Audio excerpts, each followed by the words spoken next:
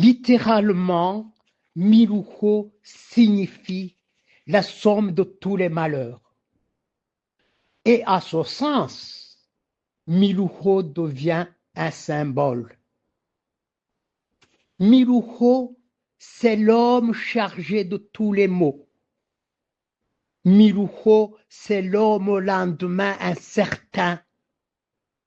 Miluho, c'est l'homme devant duquel le chemin est parsemé d'épines. Miluho, c'est l'homme qui n'est jamais au bout de ses peines. Bref, Miluho égale Sisyphe. Très cher Miluho, je t'ai dit que chaque soir, vers 16 heures, nous allions chercher quelques articles alimentaires à acheter. Acheter ces articles, cependant, n'était pas toujours facile, suite aux problèmes de gros billets que nous avions. On ne pouvait rien acheter avec des billets. La monnaie devait être en pièces pour être opérationnelle. Il fallait donc convertir à tout prix ces gros billets en pièces. Or, en procédant à cet échange, nous perdions beaucoup d'argent. En prison, des lois régissaient cet échange toujours au désavantage de celui qui était à la recherche de la petite monnaie. C'est pour éviter de perdre tant d'argent que nous confiâmes un jour un billet de 1000 francs à N, le fils adoptif de notre missionnaire américain, qui allait se faire soigner à l'hôpital universitaire de Butare, pour qu'il l'échange en billet de 100 francs pour nous. Comme d'habitude, à la sortie de la prison, on le fouilla pour vérifier s'il ne sortait pas avec quelque chose de suspect. Par malheur, on découvrit le billet. Non seulement l'argent fut saisi, mais encore N passa un long interrogatoire à l'issue duquel il nous dénonça comme propriétaire de cette somme. Cependant, il ne cita qu'un seul nom, celui de ce jeune fonctionnaire au ministère du Plan. Comme punition, celui-ci et N furent mis en menottes et passèrent toute la journée assis dans la cour de la prison sous une pluie torrentielle.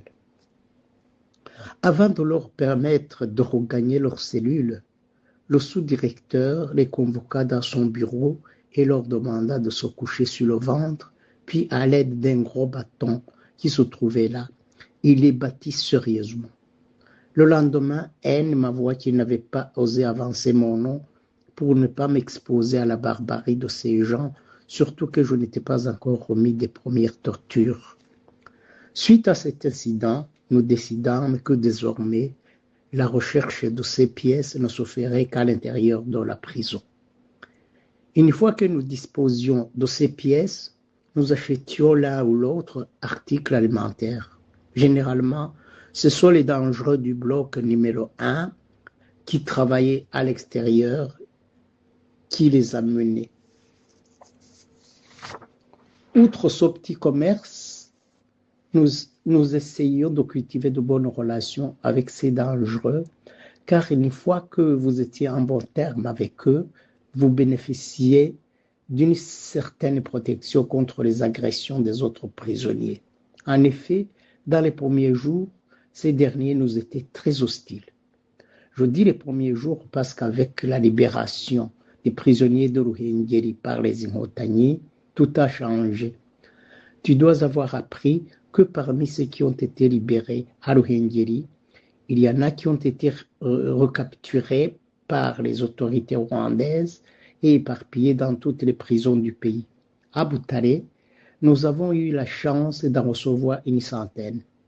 Ce fut en effet une chance pour nous, parce qu'une fois arrivés, les prisonniers de Butare qui croyaient que nous étions de vrais Inhotanyi trouvèrent en nous des libérateurs et des hommes de paix.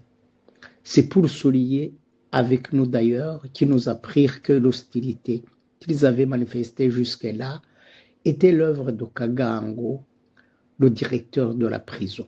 En effet, selon leur dire, avant notre arrivée à Butare, le directeur avait réuni tous les prisonniers et leur avait recommandé de faire attention aux dangereux inhontaniers qui allaient venir. Il leur promit d'ailleurs qu'au moment opportun, il leur dirait comment se débarrasser de nous. Dès cet instant, nous n'avions plus peur de démontrer à ces prisonniers combien l'action entreprise par les inhontaniers était salvatrice et louable.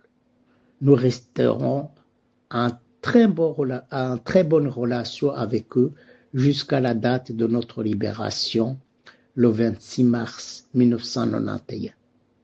Très cher Miluhu, je vais m'arrêter ici en te promettant de te narrer la suite à la prochaine occasion. Ton ami Mudatinya.